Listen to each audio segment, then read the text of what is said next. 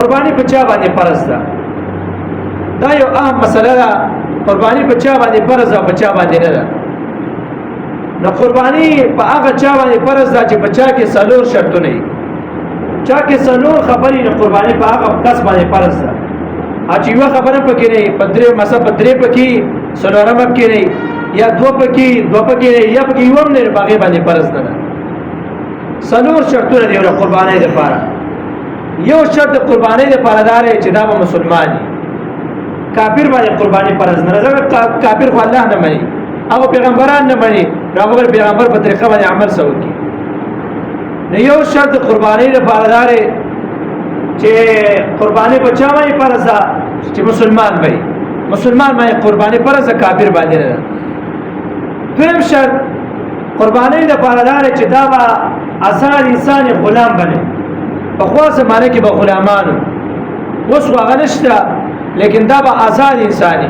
زمونږ په دې معاشره کې غلامان چاته وایي؟ تاسو پته ده چې کوم خلک ډیوټي کوي نو وایي لکه دا غلام دی، یا د چا څه ورسره دا غلام دی. دا غلام تی مراد نه دی. غلام به هغه و چې ستا په کور کې به اوس ستا به خدمت کا او بار ته به نه وت، بد څه کار به نه و. په جهاد کې به دا نیولي و، کافر بیا په جهاد کې ونیول، بیا به هغه غلامان شو.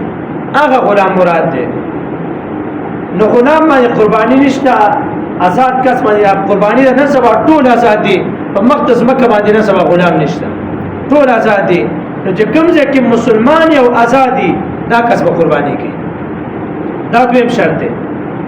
دریم شرط قربانۍ دپاره دا دی چې دا به مقیم انسان مسافر بنئ. کوم سړی چې مقیمي قرباني به هغه کوي، مسافر باندې قرباني نشته. اوس دوه قسمه مسافر دی. یو هغه مسافر دی چې کوم سعودي عرب کې اوسېږي یا بار ملکونو کې اوسېږي، د پاکستان نه کور نه باري، د کور نه بار اوسېږي، دی راځي چې هلته یو کال، دوه کاله، درې کاله تېروي. هغه مسافر هم مراد دی. هغه ما چې روپۍ سورسوي قرباني به کوي. هغه د مسافر نه څوک مراد دی؟ د مسافر نه مراد هغه دی چې دا 2 ورځې لپاره لاړ شي، د 3 ورځې لپاره لاړ شي، او دومره جدا سفر وکړي چې 78 کیلومتره مزل د دې نه سیوا وکړي.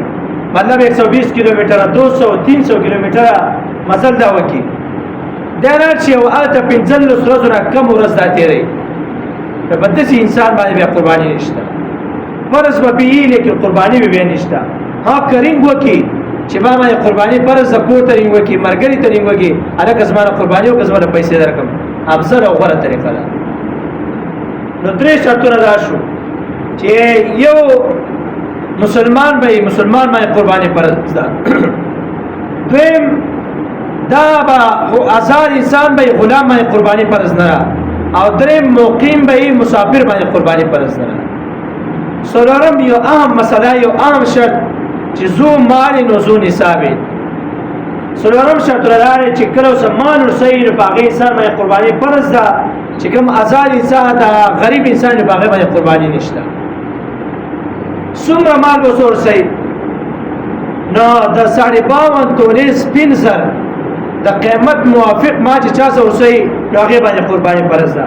نن سبا دې تقریبا 1,57,500 روپۍ چې دا چا څه ورسوي نغدي، قرض پې نشته، بل څه دغه پې نشته، او 1,57,500 روپۍ ورسوي یا د دې نه څه سیوا ورسوي، دا به قرباني کوي. دا به خامخا قرباني کوي.